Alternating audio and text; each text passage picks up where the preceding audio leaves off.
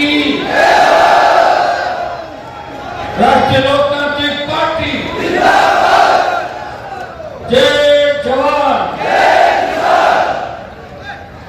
आज की इस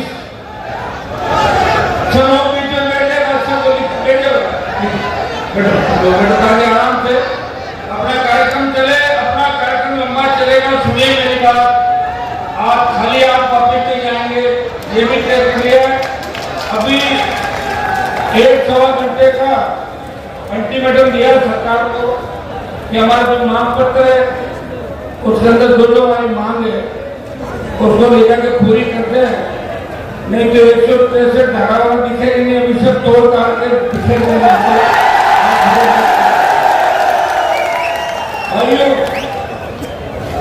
हमारी जो लड़ाई है वो किसी से व्यक्तिगत लड़ाई नहीं है। इस लड़ाई के अंदर सबसे ज्यादा जो मुद्दे हैं, इस संघर्ष की जो शुरुआत हुई,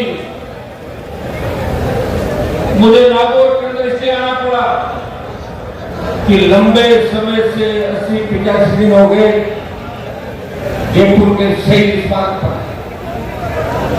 एसआई पट्टी को निरस्त करने, आरपीएससी के पुनर्गठन, राजस्थान में कानून का राज स्थापित हो, सशक्त लोकायुक्त, टोल मुक्त राजस्थान, मुक्त बिजली, और नागौर में लंबे समय से गुंडागर्दी कर रहे इस प्रशासन का दिमाग ठीक करने का मन भी काफी समय से था। एमपी के चुनाव के जुलूस के दौरान तो ये वाकई जुलूस छुप गए थे, लेकिन आज छुपने नहीं देंगे। आप चिंता नहीं करें, आज बात का संघर्ष हम लोग यह करने के लिए आए। हमारा उद्देश्य राजस्थान के किसान, नागौर के किसान को इकट्ठा करके अपनी राजनीतिक रोटियां सेकना नहीं है। हम मुद्दे की लड़ाई लड़ रहे हैं, और लड़ाई है बजरी माफिया के खिलाफ। जिस बजरी माफिया को ब्रिटिश सरकार के समय 1 दर्जन रैलियां करके रिया, बालोतरा और भिलोरा तक जाना रैलियां हुई, और 1 दर्जन रैलियों के अंदर आप लोग आए और आपने मुझे ताकत दी। टोक की रैली के बाद टोक जयपुर राष्ट्रीय राजमार्ग जाम कर दिया था। रात को 1 बजे सचिवालय के ताले खुले, अधिकारी आए और ये तय हुआ कि मेघराज सिंह पार्टी से जो बची है वो ठेका निरस्त करना है।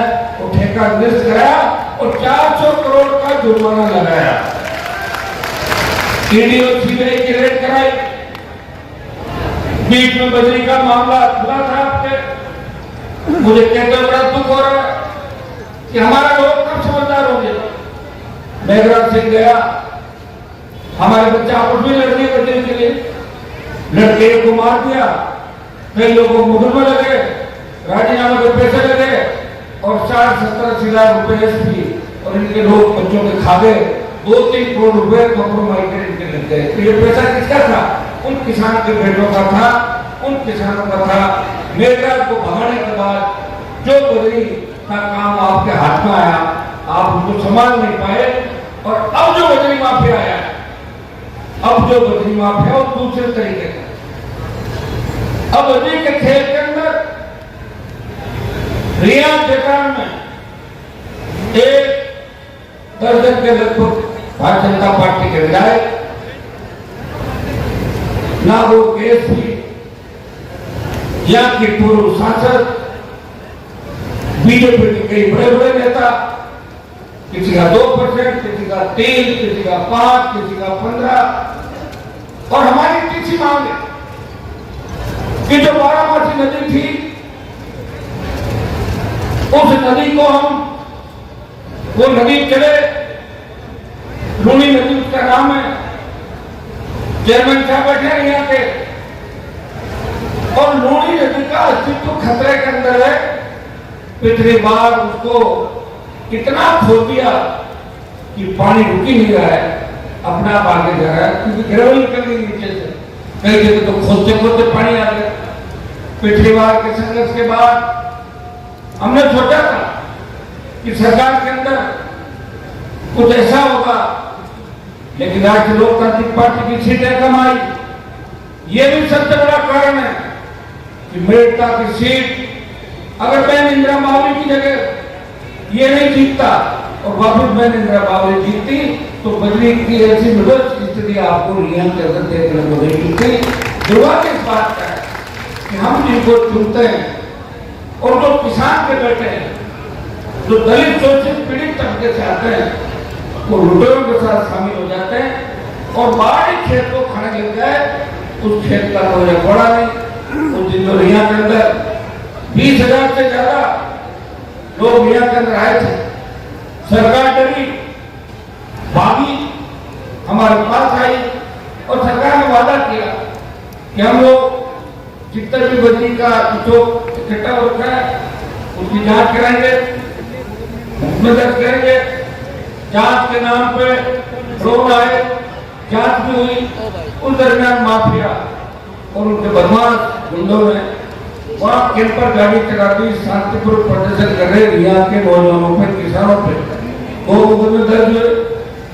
रात को खींवसर के पूर्व विधायक और मेरठा पूर्व विधायक सैकड़ों लोगों के साथ वहां हजारों की तादाद में नौजवान किसान खड़े थे।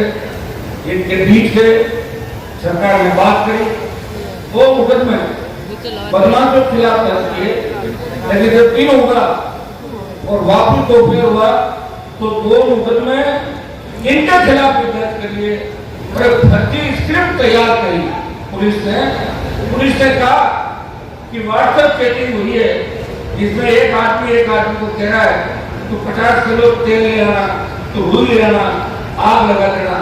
अरे एक आदमी को कहने से षड्यंत्र नहीं होता। वहां के तो वीडियो आए खुले बजरी के टीलों पर खड़े हो गए, जिस तरह फायरिंग की गुंडों ने, जिस तरह 44 नंबर गैंग का नाम लेकर के गुंडागर्दी कर रहे हैं। ये राजस्थान की सरकार को सोचना है। मैं आपको जरा आश्वस्त कर सकता हूं कि प्रदेश का बड़े से बड़ा गुंडा अगर किसान और राष्ट्रीय लोकतांत्रिक पार्टी के कार्यकर्ता को तंग करेगा तो उसकी परमानेंट दुकान बंद कर देंगे। ये जिन्होंने कानून हाथ में लिया है और वो सलाम के पीछे लगाएंगे। जयराम जी ने ज्यादा बातें बता दी, उनको लेकर बड़ी चर्चा है। नागौर का तो आपका पुराने जमाने में चेला था, आपको आता था तो वही बात कहता, बाकी बात बोल दो मारे इतनी बात हो गई ना। भाइयों, हमने आज का जो रैली का कार्यक्रम रखा वो सिर्फ प्रदेश में संदेश देना था कि नागौर से चिंगारी उठेगी और वो जयपुर जाते जाते ज्वालामुखी बन जाएगी और नागौर की धरती से आज एक नया इतिहास जिसमें आप लोग जा रहे हो। मैं नागौर के साथ साथ बाड़मेर, जोधपुर, बीकानेर, जयपुर, सीकर, तमाम राजस्थान जिलों में मैं सबके नाम लूं, हमेशा लेता हूं। तमाम जिलों से हर नौजवान अपने अपने साधन से आया और नागौर जिला डेढ़ोना कोटा में जो हमारा नया जिला बन गया, हम उनको मिस करते हैं। हम चाहते थे कि हमारे साथ में, लेकिन इच्छा थी और दूरी बहुत है। खुशी हमारे को कि डेढ़ोना कोटा में जिला बना, तो कम से कम अशोक गहलोत को ये कर देना चाहिए, उसका नाम तो एक रख दिया डेढ़ोना कुचामन।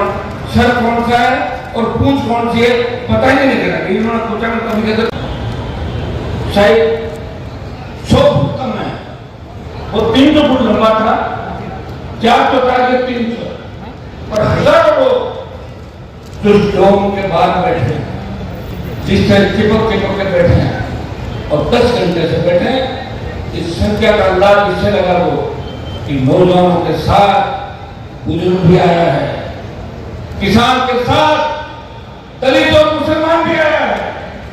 और आज आपने तय किया है कि नागौर में हनुमान बेनीवाल कभी कमजोर नहीं हो सकता। नागौर वीर महाराज की धरती है।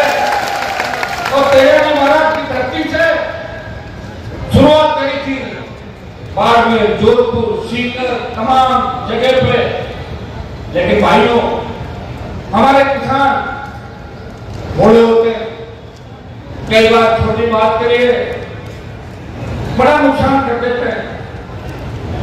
के लोगों का तो मेरे परिवार पर इतना में 50 साल वोट दिए, 16 चुनाव लड़े हम लोगों ने, 16 पिताजी से 10 के लोग जिता दिए। एक चुनाव पिताजी मैं भी नहीं लड़ पाया, हमारा खारिज हो गया, डेथ हो गई। लेकिन 1977 से लेकर मूंगवा से खियोसर और उसके बाद जिले का लगातार सांसद 2 बार। मैं धन्यवाद देता हूँ खियोसर के सर्व समाज जनता को और पूरे नागौर संसदीय क्षेत्र की पहले गठबंधन करने भाजपा हमारे दरवाजे पर आई। और किसानों के लिए मैं उत्तर भारत के अंदर एकमात्र किसान का बेटा हूँ। पंजाब का आंदोलन था, हरियाणा यूपी दिल्ली के किसान साथ आए, राजस्थान में आंदोलन की बात नहीं चली। लेकिन जब मुझे पुकारा कि वीर तेजाजी महाराज के भक्तों आप हमारी मदद करो, और पंजाब हरियाणा उत्तर प्रदेश के किसान नेताओं को मैंने कहा आप चिंता नहीं करें, अगर मेरी कुर्बानी से मेरी कौम का नाम देश में रोशन होता है तो हनुमान बेनीवाल 50 बार कुर्बानी देगा। सत्ता को ठोकर मार के 70 दिन सड़क पर देश का कोई सांसद बैठा रहा, नागौर का सांसद था जिसने सड़कों पर आपसे लड़ाई लड़ी। भाइयों, मुझे याद है जब वसुंधरा मुख्यमंत्री बनी 13 के अंदर कितने कुर्सी गांव के अंदर गांव वालों को घेर के 500 RSC बेटा वसुंधरा का तूफान चला था, कांग्रेस तो छुप गई थी। 42 दिन तक अकेला हनुमान बेनीवाल अपने किसान भाइयों के साथ दिसंबर 13 से लेके और फरवरी 14 बीच में विधानसभा की शपथ लेके गया था, 13 मिनट दिखता। लेकिन हजारों की तादाद में किसानों ने सरकार को घेर लिया और नागौर के कलेक्ट्रेट पर सबसे बड़ा आंदोलन था। मुझे मदद करने कोई कांग्रेस का नेता नहीं आया, सब यही कहते थे कि हमारी तो वसुंधरा से बात हो गई, इस बार हनुमान ने इनकाउंटर कर देगी वसुंधरा। मैंने कहा कोई बच्चे थोड़ी जो बच्चे को मार सकता कोई आदमी मेरा इनकाउंटर कहाँ से कर सकता, और बोलने से पहले 1000 बार सोचा। तो मैं लड़ाई लंबे समय से आपके लिए देख रहे सारे कि मामला गड़बड़ हो गया। लेकिन तेजाजी महाराज के जयकारे को अगर देश के अंदर किसी ने पहुंचा, देश में अगर ये बात चलाई कि जब कोई नहीं हो किसी और सारा उम्मीद छोड़ दे तो वक्त हारे का सारा कौन है, तब लोग कहते हैं हारे का सारा हनुमान बेनीवाल है। तो कहता रोता हुआ आएगा, वो हंसता हुआ हनुमान बेनीवाल के घर से जाएगा।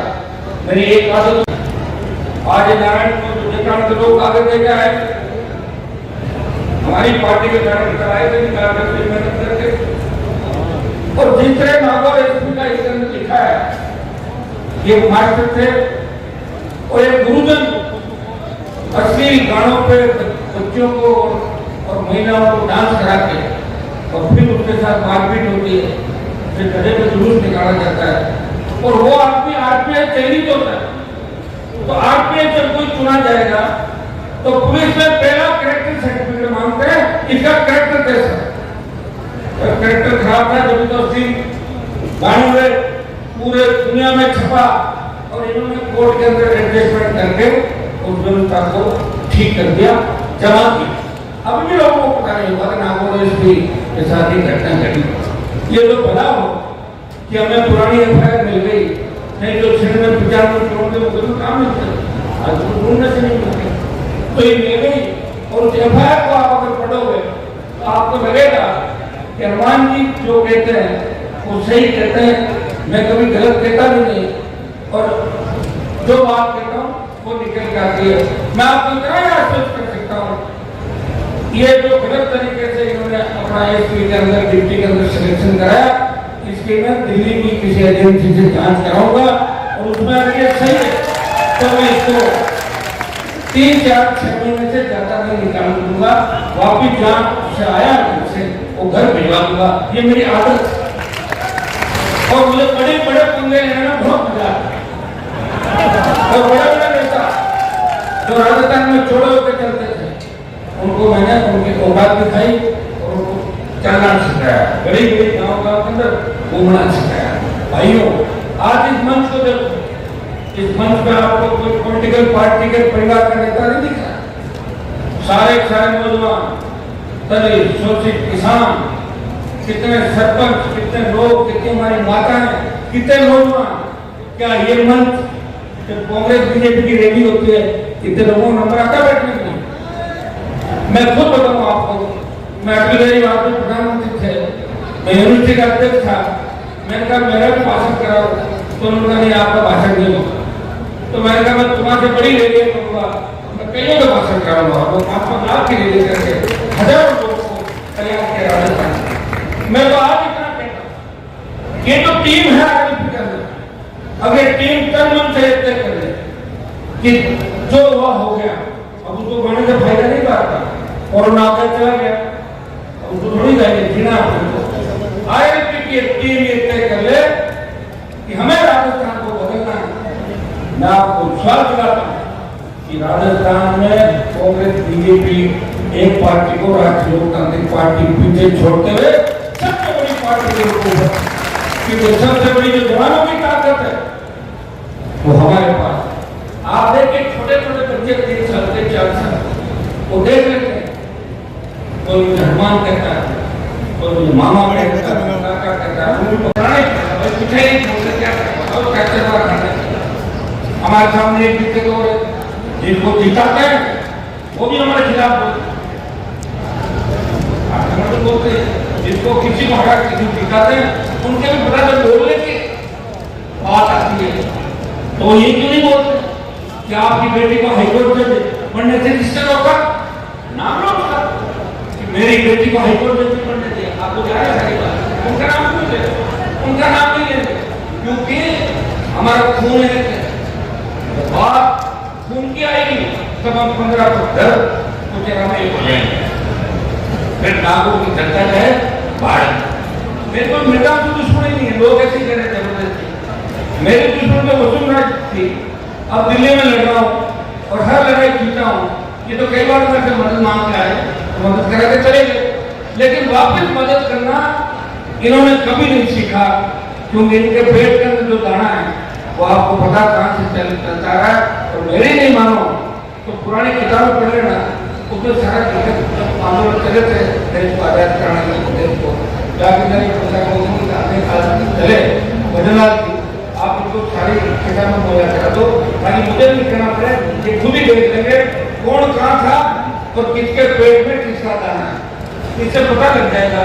जिनके पेट में अगर किसान का दाना नहीं, जिनके पेट में किसी और के पैसों का शोषण का दाना, वो निश्चित रूप से आपकी कभी मदद नहीं करेंगे।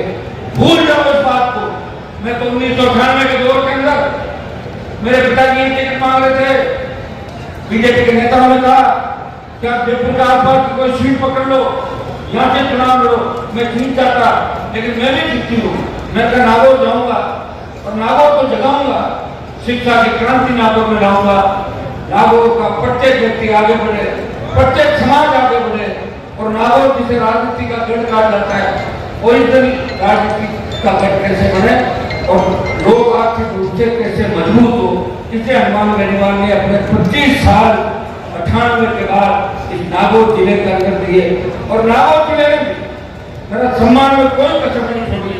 6 चुनाव आपने मुझे जीता है, एक चुनाव छोटे मेरे भाई को जिताया, मेरे पिताजी को 2 चुनाव जिताए और एक बार मैं निर्दलीय लड़ा, तभी आपने मुझे 2.25 लाख वोट दिए और एक नेत्री को रोक दिया। अगर उसने नहीं रुकती और ज्यादा दिक्कत होती। जो काम आपने समय समय पर ठीक है। ये नागौर वही है 18 के अंदर सड़क के साथ साथ पाइपलाइन खोदी थी। 40 करोड़ का प्रोजेक्ट है। नागौर, माड़गांव, बदाना और जिंदासना में पाइपलाइन डाल दिया। मैंने तुरंत बंद करो, लेकिन परमिशन नहीं दो और मैं कागज कराया और पीडब्ल्यूडी आदेश કર્યો એ કંપનીને કે બસ 40 કરોડની પાઇપલાइन डाली विभाजित खोदो ने गलत है। अपन कागज के प्रति बहुत ध्यान रखना। मैं एक चीज हूं, थोड़ा भी होगा भाई हनुमान जी का मतलब लाइसेंस है, ये तो कोई के खिलाफ नहीं बोले क्योंकि सच्चा आदमी है। एक चीज हो रहा है ये जगह खिलाफ बोले ना देखिए कि निकले हो कब पे कोई दूसरे भगवान का गांव को एक आदमी को પોત ગણો હર વાત દૂજા કોણ બોલતા આપણે એ દિશા વાળો ને જેટલી જનતા કોઈ બુजुर्गની મોત પૂછી थी પણ જાય કે मैं नहीं थारो तो यहाँ में थोड़ा या थने तो पट्टी करने और बेड़ा करने और मोटी मोटी बातें करना कि लोग धीरे क्यों एक अपने घर के काम पड़ी जने इलाज कर घर का काम पड़ तो माताजी पिताजी हमाया और लोग बेड़ा गया ये वो बोलो भी वो भूल लो और मिलो ऊपरा लोग डेंगे मिलो क्या अगर जाप को ये भी नहीं बोले लो तो थोड़ा दिन बाद में कोई माता पिता समय गियो करो कि बोला जाए गियो क्या तो पट्टी करने करो और क्या मांगड़ में ऊपरा दौड़ लो अब देखो वाले माने परमिशन दी है और अन क्या दादा एक समझने से लगा कि नहीं ये सब से अरे बोला नहीं कहा जब थाने डर भी लगे सांड पड़ो कि डर को क्यों सांड हो कि गोबर क्यों करो कि गौ को जाए ये दोनों काम क्या चाले बताओ हनुमान जी एक दिन क्यों दिन पर मारे वो प्रधान जी बैठा है मैं कोई जो नया आदमी बोल रहा फिर कई लोगों को फोन आया मैं सोचू उसे के मजाक हो और मैं बड़ा लालच पड़ गया कि ना एक ही साहब बड़े एक प्रकरण में गदाबाद बैठा है घुमाया अब बात राम सिंह जी कहते लोग एसपी भाई जिला मालिक और घोड़ा को गरीब का दीपू यहाँ एसपी साहब पकड़े माने पकड़े मैं कहूँ रोज मैं तो कहूँ एसपी साहब ने थाकी लड़ाई हनुमान बेनीवाल और नारायण बेनीवाल और मां की विचारधारा में जैसे गरीबां काम क्यों करो माने करो तुम अबे मां बोल तो बोलो मैं कागज से बिना बात करूं तो मेरी आदत है मैं लगो झूठा आरोप भी बोला तो यदि सच्चाई है तो सच को सामने करने की शक्ति है तो आज लोकतंत्र में एक उस एमएलए साहब ने लगाया था और एक पूर्व विधायक साहब ने लगाया और हमें ही था पड़ी था कि भैंस की टिप्पणी बना दिया अरे करो कम करें आज एक चीज को सोचो क्या 52 सीटर बस हुए चाहे वो वोल्वो की हो चाहे वो टोयोटा की हो और दिन स्ट्रिंग यदि गलत आपने सुन दो तो आगे जाए भर्ती नहीं होगी है जगह जन प्रतिनिधि चुनी हो और वो आदमी ठाको कले ठाकों को प्रयास करेंगे बड़ी शर्मनाक बात नहीं हो सकती इस चीज को भी आप लोग और केंद्र को सोचना है क्योंकि अब तक चुनाव समय में कई बुजुर्ग लोग क्योंकि हनुमान जी के मैं मारो लाड रहा था कि एमएल साहब को भी रहा था हनुमान जी का सच्चा दिल का आदमी है और मैं हनुमान जी कई बार कहता भी हो कि एक बार उनसे आप लोगों को रूबरू करें मेरा हमेशा प्रयास रहा कि नए बच्चे जिनके अंदर ऊर्जा हो अच्छे विचार हो और हनुमान जी बेनीवाल के प्रति जो कर्तव्य निष्ठा यदि जो लेके चलता है निश्चित रूप से ऐसे व्यक्ति को इस मंच के माध्यम से बोलने का मौका मिलना चाहिए फिर भी कुछ लोग बहुत लंबा कार्यक्रम चला और प्रयास भी किया सबको मौका मिले लेकिन कुछ वक्ता छूट गए उनसे मैं इस मंच की तरफ से माफी मांगता हूँ अधिकतर मेरे छोटे भाई हैं आपको अगली कोई मीटिंग होगी तो उसके अंदर निश्चित रूप से मौका मिलेगा मैं तो इतना ही निवेदन आप सबसे कर रहा हूँ कि विश्लेषण का समय है आप भाषण सुनो भाषण सुनने के बाद एक एक बात का विश्लेषण करो आप कि हमारे नेताओं ने या मंच के माध्यम से जिनको हम आदर्श मानते हैं उन लोगों ने क्या क्या बातें कही विराजमान पिता तुल्य बुजुर्ग जन नौजवान साथियों माताओं बहनों और प्यारे बच्चों सबसे पहले तो मैं पूरी राज्य लोकतांत्रिक पार्टी परिवार की तरफ से आप सबका तहे दिल से धन्यवाद ज्ञापित करता हूं कि सोशल मीडिया के एक बुलावे पे आज आप हजारों लाखों की संख्या में हनुमान बेनीवाल जी आशीर्वाद देने आए हो निश्चित रूप से आपसे धन्यवाद के पात्र हो पूर्व वक्ताओं ने सारी बातें बताई और अब हम भी क्योंकि 50 साल की उम्र हमारी हो गई पहले जब मेले के अंदर जब बाबा जाते थे तो जो रिश्ते लायक बच्चे होते थे उनको साथ लेके जाते थे मेले में क्योंकि पहले रिश्तों का सबसे बड़ा प्लेटफॉर्म इस मंच के माध्यम से हमारा रिश्ते धन्यवाद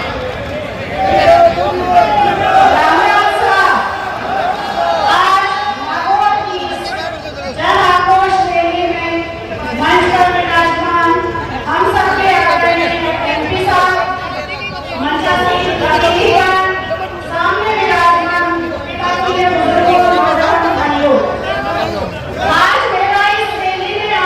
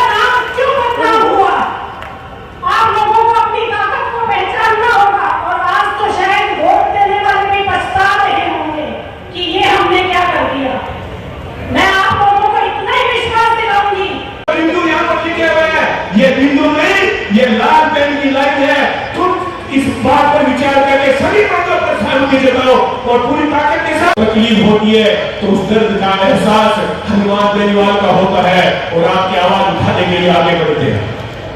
नागौर नहीं, पूरे राजस्थान के अंदर हम देखेंगे, सोशल मीडिया के अंदर आप देखते हो, पानी जो बरसात का पानी है, पूरे राजस्थान के अंदर जल निकासी की कोई व्यवस्था नहीं है। राजस्थान के अंदर सड़कों का हाल बुरा है। स्वास्थ्य की आप बात करोगे, हॉस्पिटलों में बंद खाली पड़े हैं, स्कूलों के अंदर स्टाफ नहीं है, खस्ता हाल इस राजस्थान के अंदर है।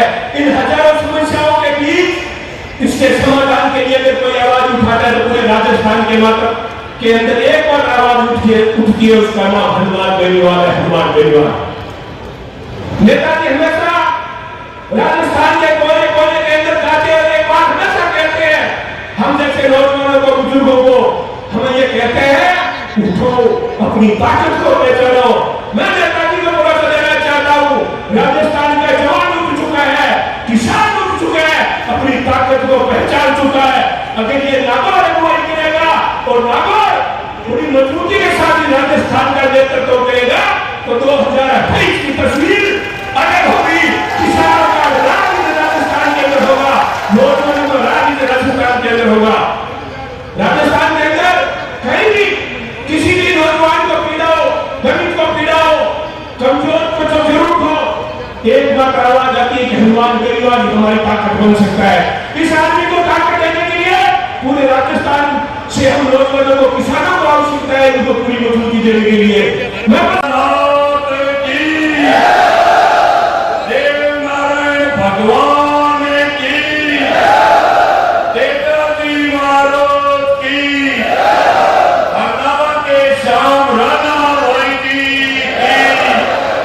अजमेर वाले खाजा गरीब नवाज की, हनुमान जी बेनीवाल, हनुमान जी बेनीवाल, आरएलपी, आरएलपी।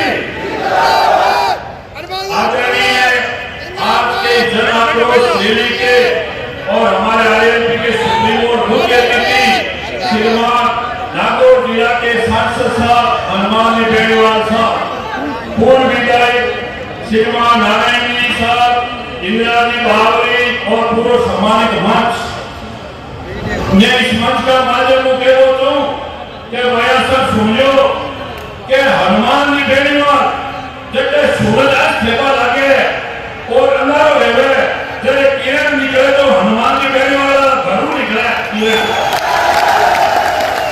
तो आप किरण है जबकि पूरा उतरो तो राजस्थान और हिंदुस्तान के मायने, तो अपन ने एक हाथ मजबूत करना है। और मैं अपनी इस मंच का माध्यम कह देता हूं कि हनुमान जी बेनीवाल साहब के जैसा कनेक्शन करके हो, मैं आपने कह देता हूं कि घरे हूं आपा, मैं नागौर जब भी काम पड़ा हूं 1500 आदमी का मंगलार मायने बैठा रहे और एक के चले अपनी खातर, पंखा चले अपनी जनता की खातर, तो जनता की खातर जगह आपने लाइट लगावे और ये अपनी जनता की सेवा करे तो आप हाजिर हो और जो कि चालाके करिए ते चालाके को जवाब जो गुरु अपने मुंह तोड़ बेटा बेटा बेटा चालाके करे के इन करो हनुमान जी में बड़ा आप जनता था जनता साथ हो ये मैं लगे क्या भजनलाल जी की भी नींद उड़ गई है क्या मारिएगा पूछ।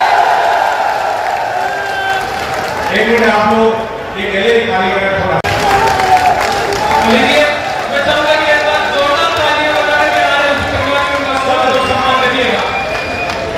ये जीत नहीं थी, ये सिस्टम के खिलाफ लड़ा के जीती हुई जीत थी, इसलिए एक बार जोरदार तालियां बजाने वाले हैं। Thank you. अगले वक्त में उनको बोलने जरूर मेरा निवेदन रहेगा, राष्ट्र लोग बैठ करके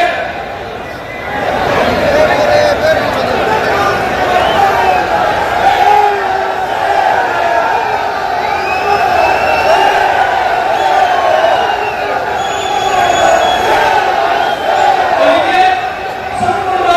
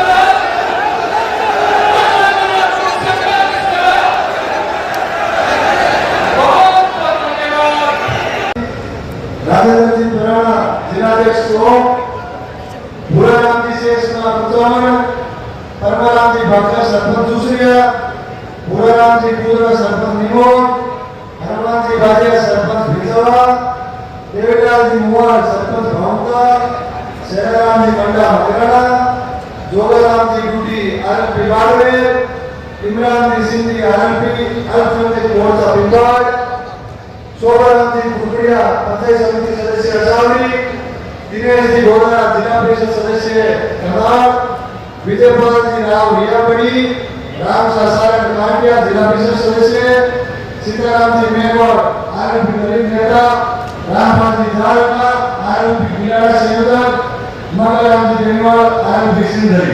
आप सबका आरएमपी परिवार की ओर से हार्दिक स्वागत अभिनंदन। Thank you.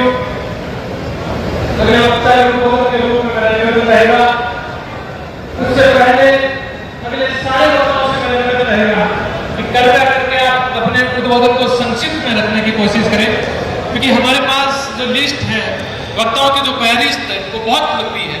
इसलिए आपसे निवेदन है सब विवेक से अपने उद्बोधन को थोड़ा सा संक्षिप्त में रखें।